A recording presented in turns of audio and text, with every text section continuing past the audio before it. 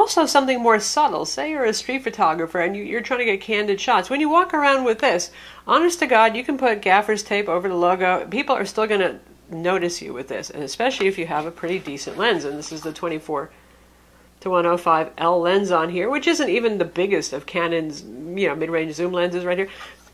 Serious camera. There it is. Now, Sony knows that there are two buyers for what was called the Alpha NEX line and now is just the Alpha a5000, a6000 series. They know that folks buy these who are looking for a step-up camera. They had a point and shoot. They want something better than what their pretty decent smartphone can shoot. So they start looking at something like this. Well, then there's the other type of person who's more like the type of person that I am, and I bet a bunch of you are too. You're pretty enthusiastic about photography. You probably have a full-size digital SLR, whether it's an APS-C size sensor or it's a full frame, but that thing is just awful big and heavy on vacations. Again, like I said, if you want to do subtle street photography and not have everybody notice you, you carry this around, especially with Sony's relatively newer compact 16 to 50 millimeter zoom lens right here. It's a powered zoom, by the way, and nobody's even going to notice that. And it's so light. The body weighs 12.1 ounces. That's with a SD card, or you could put a memory stick in here, and with the battery inside. So really light, and obviously this lens, you can tell just from the size alone, no matter how high quality it was, it couldn't possibly be that heavy, but this is the kit zoom, so you're looking at a combination of mostly plastic, a little bit of metal, so not very heavy. That said, unlike NEXs of old, you get more professional style controls on this, and it has a slightly more professional look to it. It doesn't look as kind of, unique as the NEX system did.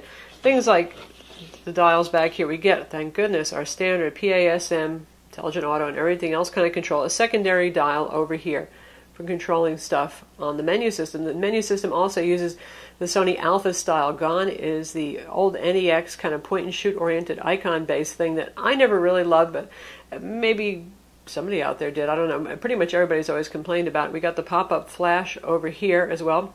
Sony's active hot shoe on top. A whole lot of customizable buttons going on over here. The usual dial rotary wheel over here with the clicky tilty thing. FN to bring up quick settings on it.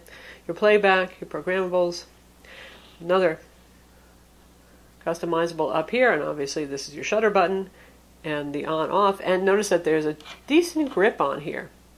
And this guy is mostly a metal body with a nice textured grip on, so it looks like a pretty nice camera. It's trying to compete with Olympus's Micro Four Thirds and some Panasonics, that kind of thing, so it's a quality piece. But the price isn't that bad, $649 for the body only. That's the same price as the outgoing NEX6 was, and honestly, you're getting a higher megapixel rating here. You're getting actually a new sensor altogether. You're getting the new Bions X processor on here, so there's a lot to recommend this over the outgoing NEX6.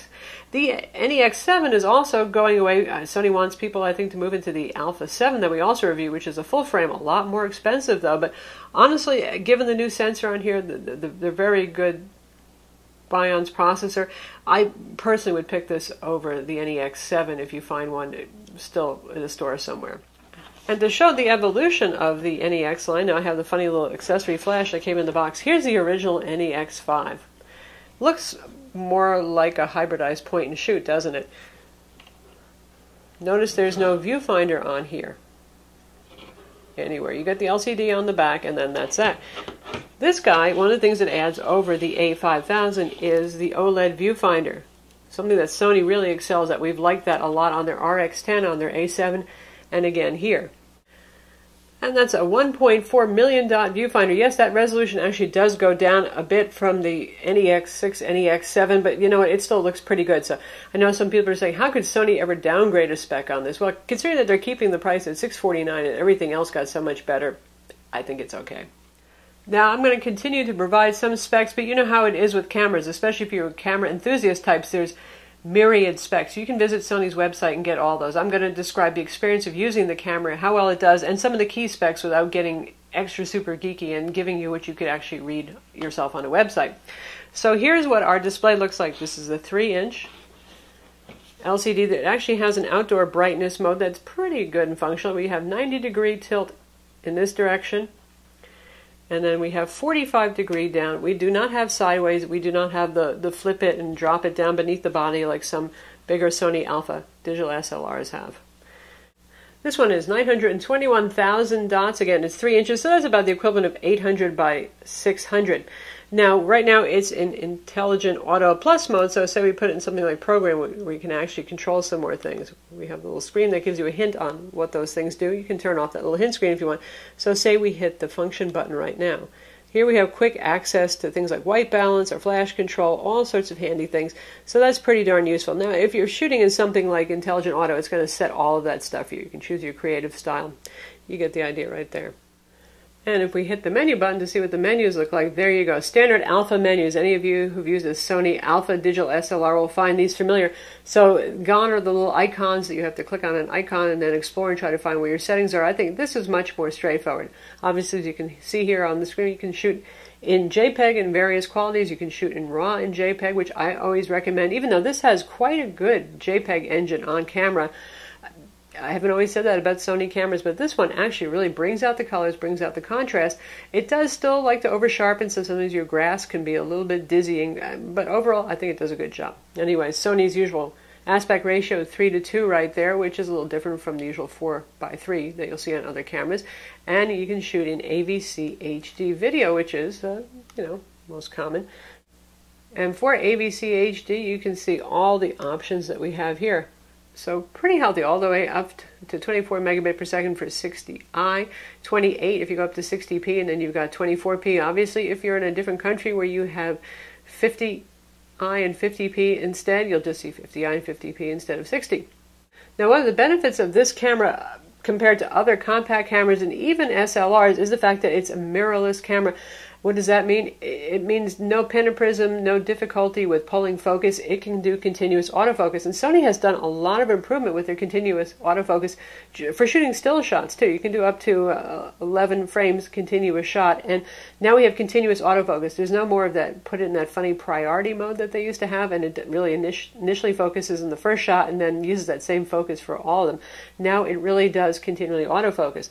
Likewise with video, they have always done a good job, and this is a fantastic video camera. Sony's pretty good at making dual-purpose cameras where really both functions are almost equally important, I would say, to the design. So you've got continuous autofocus here. You don't have to pull your own focus. It doesn't hunt. It doesn't go, all the time fiddling with the focus on it. Really sharp 1080p. It's quite good, and we're going to splice in some footage so you can see how it does, including some challenging shots of some ducks on the water, between the splashing of the water, which usually would create artifacting, and the movement. You get an idea. Really good for video.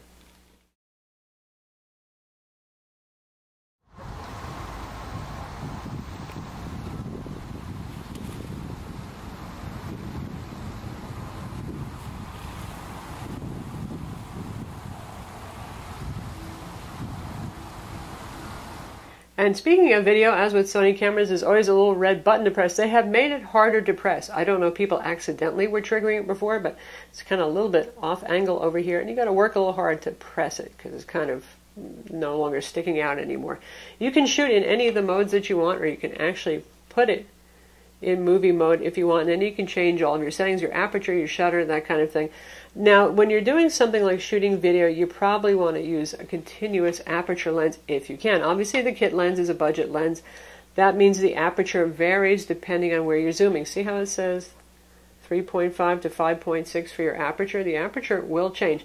3.5 when it's at the wide angle, go up to 5.6 at telephoto. So for those of you who are not photo pros, that's how that works. So that means your exposure is changing. You might want to make adjustments when you're shooting video, and that's kind of not always the cool thing to do, right? So there are other lenses, obviously, that Sony makes. When the NEX first came out, it was a lens-poor device. That's not the case anymore. They have about 15 lenses or so that are E-mount lenses, and this uses Sony's E-mount lens. You can also use the new FE, full-frame E-mount lenses if you want. It's going to change the focal length even more. Talk about that a little bit later, too.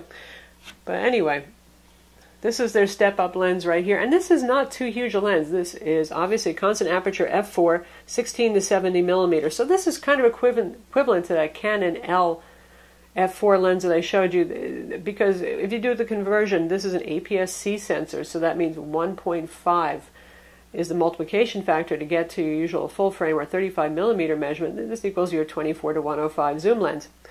This is a Zeiss lens. It's got some nice metal in it. The quality feels good on it. And I know, it's a funny thing. There has been so much talk about this lens, whether it's worth the money, whether it's crap, whether it's any good. And honestly, going from the kit lens, and this is better than the average kit lens, wow, colors and contrast, noticeably better. And that is honestly the important thing. I know you guys obsess on MTF numbers and the resolution, how sharp it is, how many pixels, looking at things 1:1. I mean, nobody looks at things 1:1 anymore. These things are way higher resolution than even 4K monitors when they shoot pictures. Don't do that, really. If it looks really sharp to your eye, that's probably less to do with the resolution, the resolving power of the lens, than the contrast that it's bringing, because contrast makes things look sharper. All of these lenses, even the kit lenses, are pretty darn sharp, and you can shoot really big enlargements and still have sharpness, so just keep that in mind. Anyway, really sharp after all that's said and done, especially in the center. Yes, the corners can get a little soft. Yes, there is some distortion. More and more with these cameras, digital cameras, we're seeing lenses that have compensation in the bodies for those things. And if you're shooting in JPEG, you won't see any distortion. It fixes that problem. It'll sharpen up the corners a bit. And also, Adobe, Photoshop, Lightroom, those kind of things, they all have lens corrections for those issues. But yes, there is some distortion as you go to very wide angle or even to telephoto, and a little softness in the corners, but honest to God, unless you're looking at this 1:1, 100% enlargement, you're not going to be able to tell. So that's the lens, because I know there's been a lot of talk about that, and a lot of you are wondering if it's really worth it. I say it is. Now our kit lens here, it's pretty cool actually. You can get this body only. If you don't have this lens, and this lens has been bundled with some other NEXs, it's a good walk-around lens, the 16-50, which would convert up to a 3x zoom, starting at 24mm and going out to about 75 or so. That's a pretty useful set of focal lengths, and it may not be the sharpest, it may not be the most contrasty and colorful, but it's actually surprisingly decent, especially if you're shooting around f8 or so. So I would recommend it if you don't have it already, because it makes the camera this small and this portable, and that's just darn crazy. And it is a motorized zoom, so I can use this lever if I want, or I can use the zoom ring, especially if I turn the camera on again. And there it is. So you can see that goes in and goes out. So you can use this to zoom, or you can use this. The point of the powered zoom is it's nice for video. It's quiet and it's smooth. Now, some places, like I think B&H is doing this. I know Best Buy is offering another bundle where you get the kit zoom lens here, which is actually in the box. It's the standard Sony kit. This is the ILC6000 camera. If it's a 6000L, it means there's a lens bundled inside the box. But they're also bundling this at a really attractive price, and you can see right here, this is the 55 to 210. Now this is your equivalent to basically a kit zoom, and you can see this, the aperture 4.5 to 6.3, which is about normal standard apertures that you're going to find on a kit lens. It too is actually not bad at all. The contrast and colors are pretty decent on it for a relatively speaking affordable lens. As you can see, it has image stabilization, optical steady shot on this, important for a long zoom. It's not too heavy. It doesn't feel cheesy either. It's not too long. Does pop out if you're going out to 210, but I've used it to capture some birds and some squirrels and things like that. And honestly, for the price, if you're getting this bundle, you might find it for like $150 additional, even some crazier sales. I say go for it if you're the kind of person that is a bird shooter. You need that kind of distance. Now, Sony claims this is the world's fastest focusing camera. Is that true? Well, I don't know, but it's pretty darn fast. So here we're going to take a picture of the lens.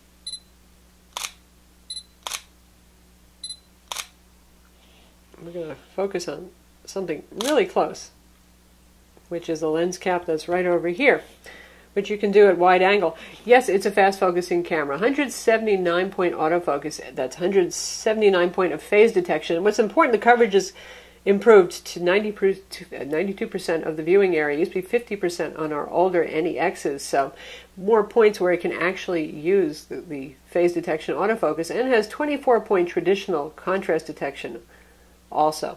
So yes, it's fast. Again, you got continuous shooting on here as well. So it's a quick camera, and there's no lens hunting, which is nice too. I've had some older Sony Alphas and even some of my Canon not so great lenses, and boy, you can get some serious hunting going on.